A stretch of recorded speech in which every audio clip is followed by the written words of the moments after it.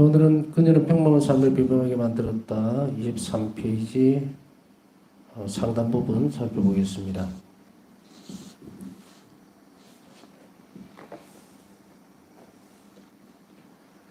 지금 우리는 겸손은 통해와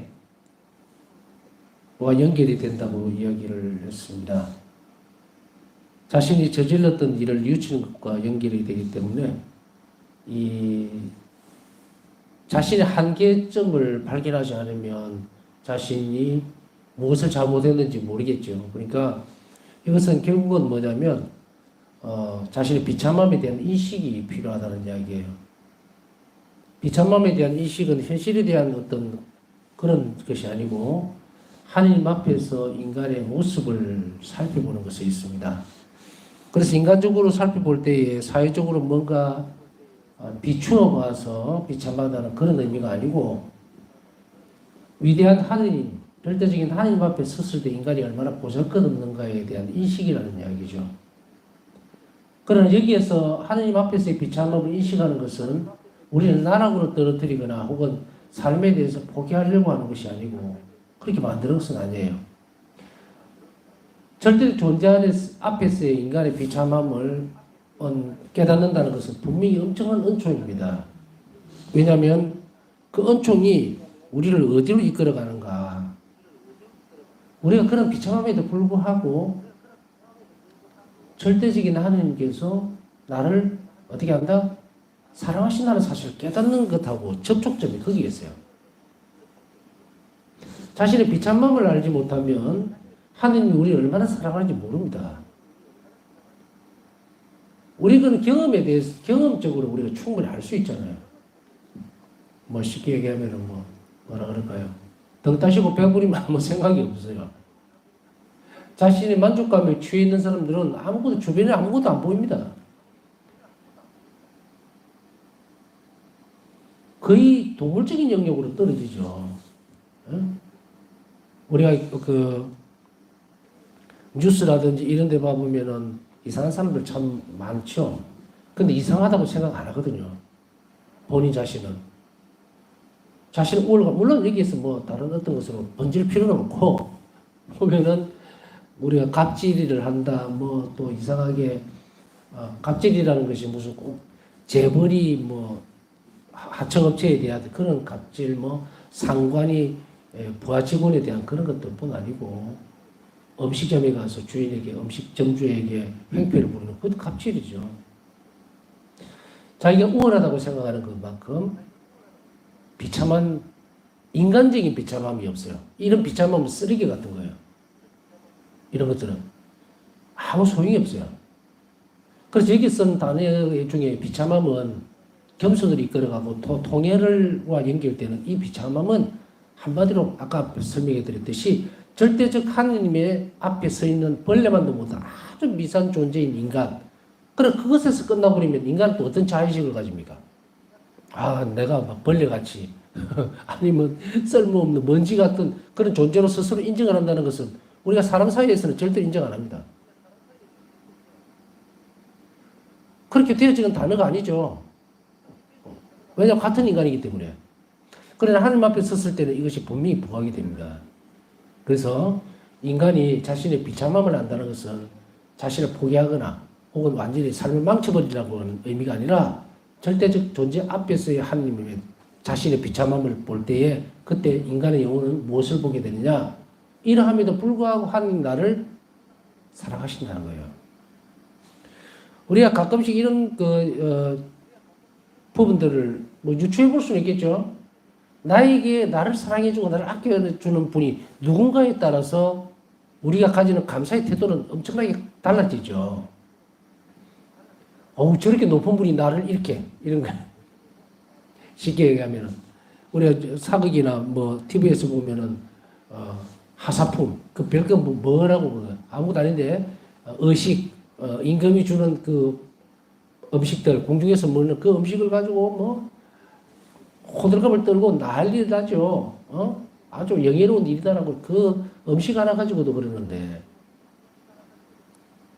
우리가 하느님 앞에서 절대적인 하느님이 나를 얼마나 아끼고 사랑하시는지를 안다면 그 영혼은 그냥 그렇게 알아지는 것이 아니에요. 왜냐하면은 우리 가운데는 현실적인 어려움 때문에 그것이 가려워져 있는 경우가 대다수이기 때문이에요. 그래서 이야기를 들으면서 나는 내 현실적인 어려움이나 또 불행함 그런 것에 막혀 있는데 뭔 소리를 그렇게 하느냐라고 할 수도 있겠죠. 그런데 해를 봐야 해가 있는 줄 알죠. 달을 봐야 달이 있는 줄 알아요. 쳐다도 안 보면서 있니 없니 얘기할 수 없잖아요. 결국 인간의 비참함이란 결국은 우리 행복감과도 같이 연결이 되어집니다. 그래서 인간은 자신의 비참한 존재에 대해서 끊임없이 하나님 앞에 드러내야 됩니다. 그것이 반응이에요. 우리를 죽이지 않습니다. 겸손함은 점점 하나님과의 친밀감 안으로 들어가게 됩니다. 왜? 겸손은 하나님 특성이에요. 속성이라고. 예수 그리스도께서 이 땅에 오셨을 때에 상상을 초월하죠. 하나님이 사람이 되셨습니다. 이 한 대목이 어마어마한 거예요. 이 단어라는 게 참 어떤 때는 쓰다가도 한계에 너무 많이 부딪힙니다. 절대적인 특히 하느님에 대해서 표현하는데 그냥 어마어마하다라고 얘기해도 이거는 그냥 어마어마한 게 아니고 감이 안 와요. 하느님과 우리의 관계에 있어서는. 그런 분이 인간이 되셨다. 우리가 똑같은 인간이 되셨다.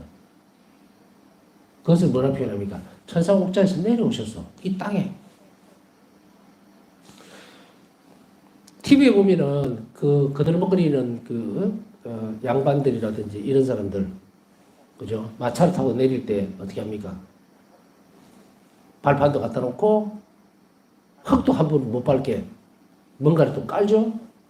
카페트 요새 말하면 카페트 같은 것도 깔아서 그걸 밟고 지나가도록.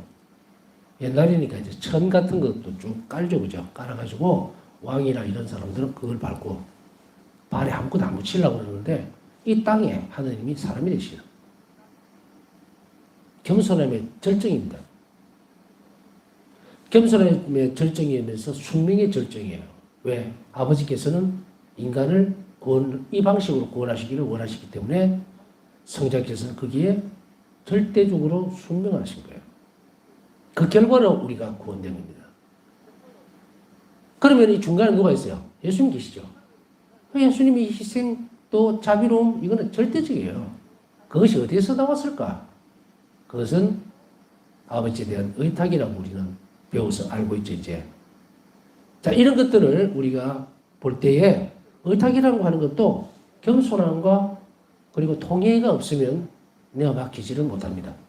아까 이제 결론을 냈어요. 나의 비참함을 볼 때에 이런 상태에도 불구하고 하느님 나를 얼마나 자비롭게 대하고 계시는가 그것을 알게 될 때 어떻게 합니까? 죄인들은 당신께 의탁할 수 있다. 이렇게 연결이 되죠.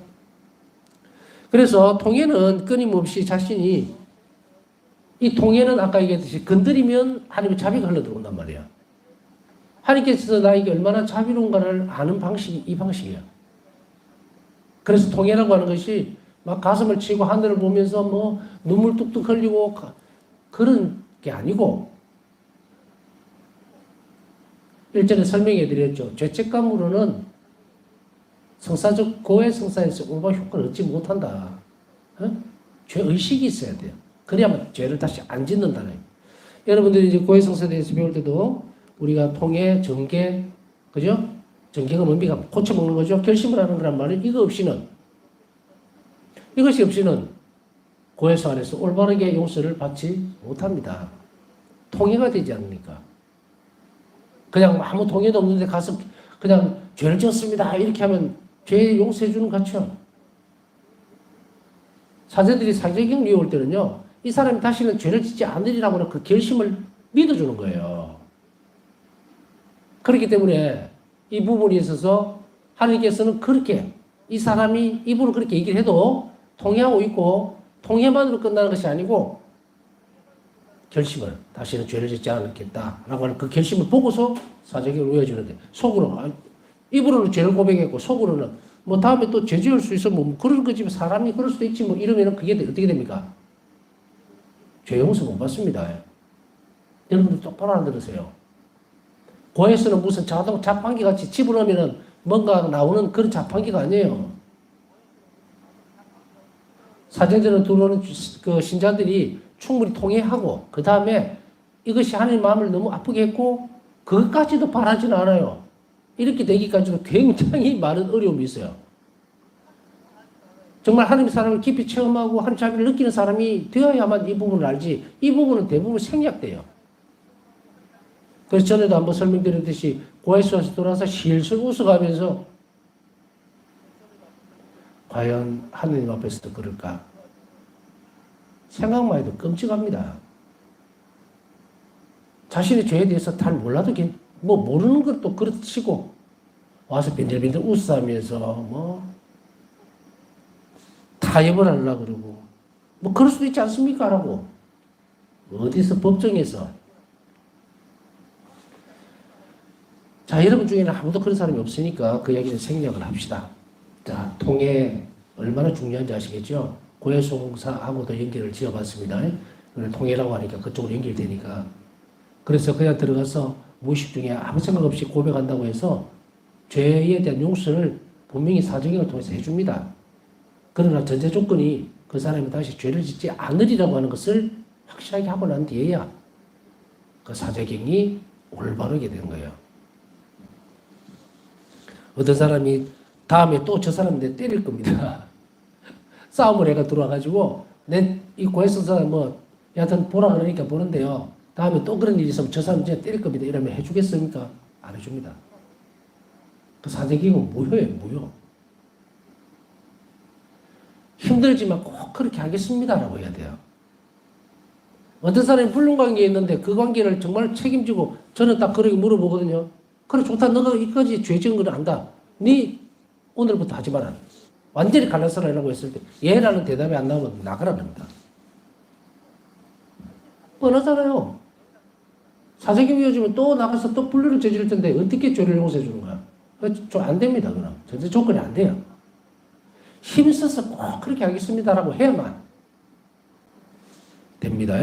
자, 고해성사 보는 것이 대대해서 이야기하는 것이 아니니까 여기까지. 이제 통해가 얼마나 중요하신지 아시겠죠? 통해는 그렇게 잘 해나가 버려서 하나님 자비를 더 깊이 체험할 수 있는 것이 된다. 그러면서 예수님은 죄인들이 당신께 의탁하도록 권고하십니다.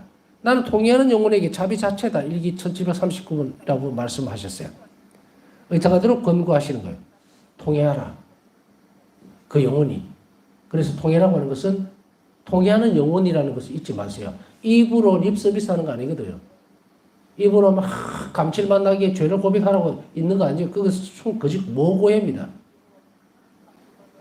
자신의 불편함에도 불구하고 나약함에도 불구하고 힘써 그렇게 꼭 노력을 하겠습니다라고 하는 것. 그것이 하나님 앞에 보이는 인간의 태도여야만 된다는 거예요. 이런 영혼이 어떻게 한다? 하나님께 의탁할 수 있다. 통해 없는 의탁은 자비에 대한 신뢰가 아니라 오만과 주제 넘을 것이다. 넘음일 것이다. 신뢰가 아닙니다. 이것은 통해 없는 의탁은 오만, 교만이 아니고 오만. 무슨 단어인지 아시겠죠? 응? 교만은 아주 좀 간사한 어떤 맛이 나는 단어라면 오만은 고집스럽고 지 잘났다는 듯이 덤벼드는 그런 것들을 이야기하겠죠. 혹은 주제 넘음. 절대적인 하나님 앞에서 먼지로 돌아갈 인간이 그냥 깝치는 거예요. 깝죽깝죽.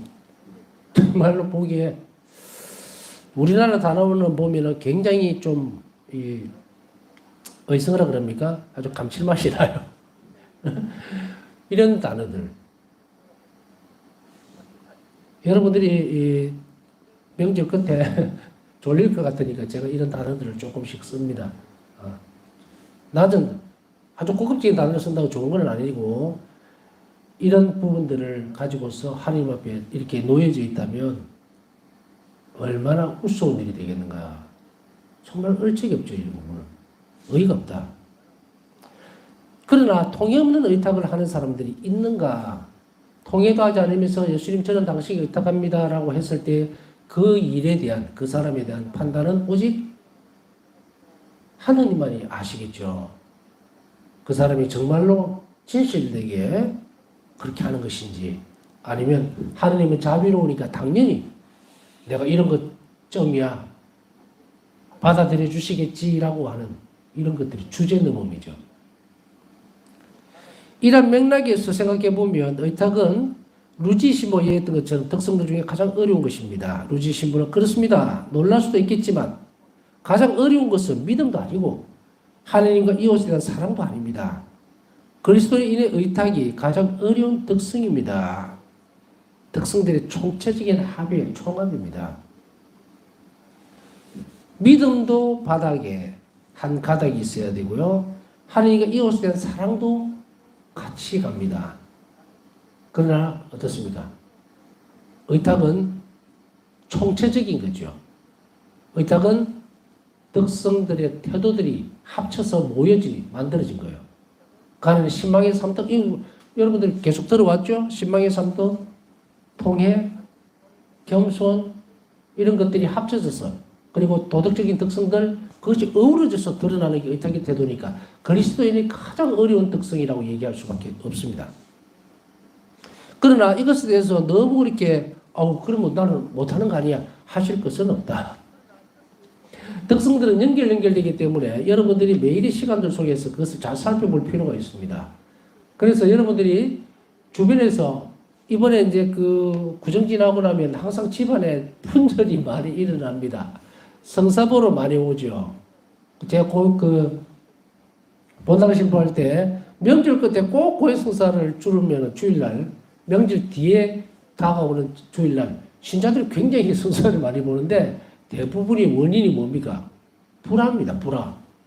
오래간만에 만난 친척의 사돈의 팔촌에 싸움이 붙어가고 뭐 니 잘났니 내 잘났니 너 부모님한테 이렇게 하면 안 된다 막 치고 막 가다가 명절도 안 지내고 가버렸다 뭐 이런 거. 왜 그럴까요? 이런 하나의 시간과 사건들 속에서 사람들에게 늘 그렇게 얘기를 합니다. 명절은 참 어려운 기쁘면서도 어려운 시간들입니다. 그러니 마음의 준비를 단단히 하세요. 그리고 여러분들은 이제 이 명절이라고 하는 이 기간 동안에 어쩌면은 인내력도 특성도 키워야 되고 그리고 자비로운 마음도 키워야 되고 마치 씨름판에 올라간 씨름 선수처럼 맞닥뜨려서 싸워야 합니다. 분노하지 않고 참아낼 줄 알아야 되고 그리고 용서할 줄 알아야 되고 그리고 비난하지 말고 이런 것들 그런 연습을 하느님은 끊임없이 하도록 우리를 초대하고 있다는 것을 알아들어야 됩니다.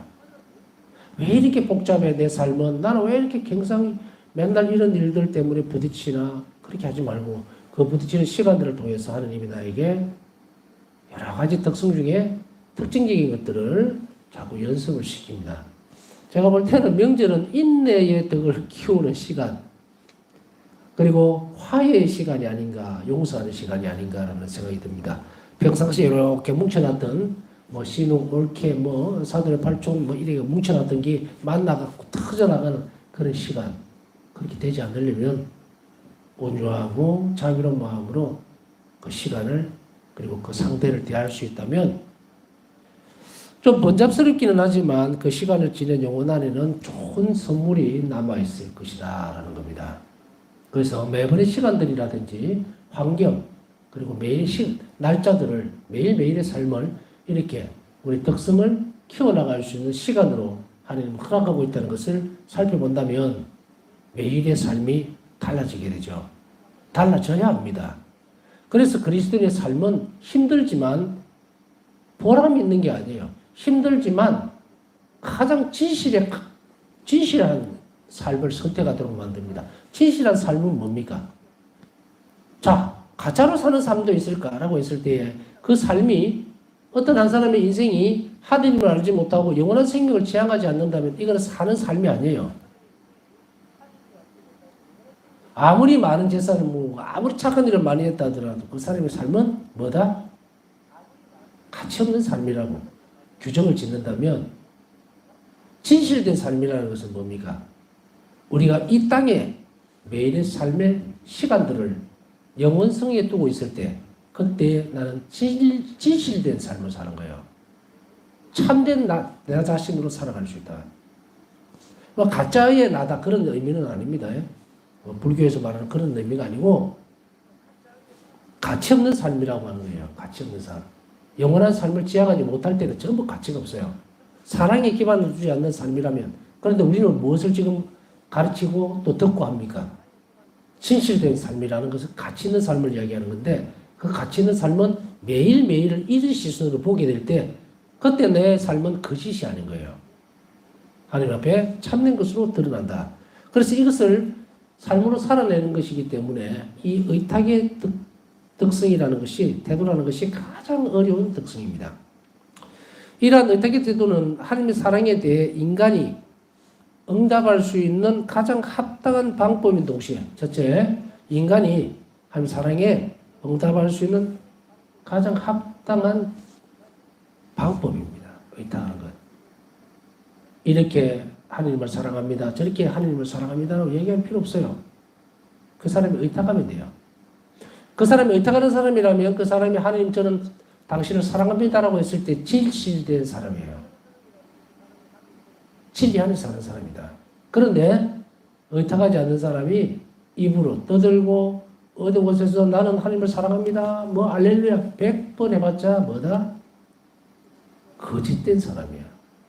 자기 삶을 속이는 것뿐 아니고 하나님을 속이는 사람이다. 두 번째로는 다른 한편으로는 하느님 활동에 자신의 영혼을 열고 그분의 자비를 구하는 것이다. 하나님 활동에 자신의 영혼을 연다는 게 뭐야? 하나님 활동이 뭡니까? 자비의 활동이거든요. 그래서 예수님은 우리에게 어떤 말씀을 이렇게 해서 하고 있습니까? 나는 너는 한 영혼들을 뭐다? 자비를 베풀기 위해서 늘 그 뒤에서 따라가고 있다. 바울사 성령에게 말씀하시죠. 너는 이웃에게 자비를 베풀고, 그죠? 하나님께 의탁하는 것이 네 소명이라면 내 일은, 내 의무는 너에게 자비를 베푸는 거다. 예수님은 우리에게 당신의 의무, 당신이 오로지 인간에게 베풀 수 있는 것은 시작도 끝도 자비를 베풀기 위한 거라는 것을 확실하게 드러냈다면 그렇게 말씀하셨죠. 그러면 우리는 뭘 해야 되는가? 이웃에게 자비를 봐야 돼. 끊임없이. 그래야만, 그러면 이 자비는 어디에서 나온 겁니까? 하나님께 의탁하는 태도에서 나와야 돼요. 그 의탁하는 태도는 너무나 다양한 태도로 규정지어져 있죠. 그래서 우리가 볼 때에 그 사람을 보고서 아, 저 사람은 뭐 우리가 보면 열심하지도 않는 사람, 의탁하지도 않고 교만하고 뭐 교만하다는 말은 이제 아시겠죠? 무슨 말인가? 하나님께 대한 어떤 쉽게 충성도는 하나도 없어. 그러니까 입으로만 떠들고 어떤 기도 모임이라든지 기도나 아니면 성태조배나 십자가의 길 아무것도 안 해요. 아무것도 안 해요. 흉내라도 안 내. 그러면서도 어디 나서면은 저는 하나님을 사랑하고 11조를 하고 뭐 어쩌고 저쩌고 막 떠들어대고 그런 사람은 하나님께 의탁하지 않는 사람이죠. 우리는 그 사람을 검증해낼 수 있겠죠, 이제. 의탁하는 사람인가 아닌가. 그 말을 들을 가치가 있으려면 그 사람이 하나님께 의탁하는 사람이어야 된다면 그 사람 참으로 하나님을 사랑하는 사람일 거거든요. 이게 두 개가 다 있어야 된다고. 그 사람 볼 때, 아, 저 사람은 참 보면은 착한 사람이야, 선한 사람이 그게 아니라 여러 가지 것들이 같이 겸손하고 온유하고 그리고 열심히 기도하고 성체조배 잘하고 교회 순명하고 이런 여러 가지 모습들이 드러나면서도 동시에 자신의 삶에 대해서 불평보다는 하나님께 대해 신뢰를 더 많이 드러내면서 이웃에게 자비로운 사람이다. 이렇게 되면 정말로 이 사람은 복이 있는 사람이고 우리가 그 사람의 행동과 말을 경청할 필요가 있어요. 그랬을 때 우리는 그 사람을 보면서 아, 저 사람은 참 하나님을 사랑하는 사람이다라고 말할 수 있겠죠. 이런 방법들로서 하나님을 사랑한다는 것을 드러내기 때문입니다. 그래서 초기에 어떤 그 수도생활에 공동체 생활을 하기 이전에 수도생활은 어떻게 이루어졌는가? 언수생활로 이루어졌죠. 그래서 광야로 떠나가서 오로지 하나님만을 바라고 그리고 기도에 몰두했던 그들의 모습들을 볼 때에 광야로 떠난다는 사실 자체가 정말 그냥 수덕 생활을 훨씬 뛰어넘는 가치 있는 하나님께 온전히 의탁하지 않으면 떠날 수 없는 곳이에요. 여기가 언제 무슨 일이 일어날지도 모르는 것인데, 그래서 이런 그 모습들을 보면 온전히 떠났기 때문에 온전히 세례제한 모습도 우리는 알 수가 있죠. 광야로 떠나서 언수자의 모습 그대로 사시는 거예요. 그러나 언수자로 사시면서도 그래도 광야에서 외치는 이 소리 완전히 하나님께 의탁하고, 그리고 하나님께 대한 그런 모습들, 말씀들을 계속 전파해 나가면서 통해에 대해서 얘기를 하고 있죠. 회개하라. 그 바로 울리는 하느님의 에 대한 완전한 자비의 모습, 그리고 완전한 의탁의 모습을 또 한번 드러내는 세례교회의 모습을 우리는 기억할 수가 있습니다. 의탁은 자비를 받기 위한 조건이며 이미 받은 자비의 결과이다. 의탁은 자비를 받기 위한 조건입니다. 의탁한다는 것은. 그리고 또한 동시에 자비의 결과라는 말이 뭡니까? 자비를 입었으니 의탁할 수밖에 없어요. 그래서 그러나 이 모든 일들이 순리대로 다 돌아가는가? 우리 복음을 한번 잠깐 살펴보면 나병 환자 10명의 나병 환자를 치유시켜 줬을 때 그 중에 의탁의 태도를 가지고 있던 사람은 한 명밖에 없었어요. 자비를 입은 결과로 드러난 것이 의탁이어야 되기 때문에 우리는 그 한 명이 들어온 나병 환자에게서 이 모습을 분명하게 볼 수가 있죠. 가다가 10명이 다 낯선 것을 보고 한 명은 내가 완전히 하나님 은총으로 하나님께서 나를 극진히 사랑하셔서 나를 이렇게 나서주셨구나라는 것 지점을 딱 이르게 되죠. 그러니 태도가 어떻게 들어갑니까? 자비를 입었으니 하나님께 의탁하러 돌아옵니다. 자, 이것에서 한번 멈춰서서 우리 각자의 삶을 한번 살펴봐야 돼요. 저는 많은 사람들을 만나면서 이런 얘기들을 본학신부할 때입니다. 이런 얘기들을 많이 들었어요. 그때는 그 의미인지 뭔지도 몰라. 그냥 좀 답답하다는 얘기 생각만 들었는데, 어떤 사람, 이런 사람이 있었죠. 시몬이 저는요, 신자로 살면서 굉장히 어려운 수술할 때도 정말 기적적으로 살아남았고, 막 말을 많이 할 때, 저는 눈을 이렇게 한쪽 눈만 뜨고 한쪽 눈을 감으면서 이렇게 듣는, 이거 뭐야, 습관적인 거는 아닌데, 네 말이 거짓말이다 라는 표시를 내는 거예요. 표시는. 보자 때가 막 지나고, 젊을 때는 이 얼굴에 표가 저는 잘 납니다. 싫으면 싫고, 너 거짓말하고 있다는 걸 그대로 얼굴에 드러내버리는데, 무슨 말이냐? 너가 그렇게 은혜를 받았다면 네 꼴이 그러면 안 되지. 내가 볼 때는 신자로서 제대로 살지도 못하고 사모교원으로서도 꼴도 못 갖추고 있으면서 지금 그걸 자랑삼아 얘기를 하는 게 우스운 거예요. 내가 그 사실을 모르는 줄 알고 와서 나한테 이야기하고 싶은 것은 그게죠. 하나님은 정말 좋으신 분이고 저는요 90%의 가능성 때문에 90%의 정말 실패와 10%의 가능성인데 제가 하나님 은총을 얼마나 많이 받았는데 이렇게 정말 잘 살고 있습니다. 잘 살고 있다는 말은요 성실하게 잘 살고 있다는 말이 아니에요. 잘 먹고 잘 살고 있다 혼자서.